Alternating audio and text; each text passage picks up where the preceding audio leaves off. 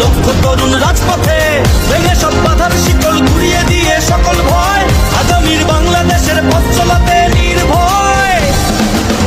বাংলাদেশ এগিয়ে যাবে, বাংলাদেশ ঘুরে দাঁড়াবে, বাংলাদেশ মানে না বাধা, তারুণ্যের শক্তি এগিয়ে নেবে বাংলাদেশ।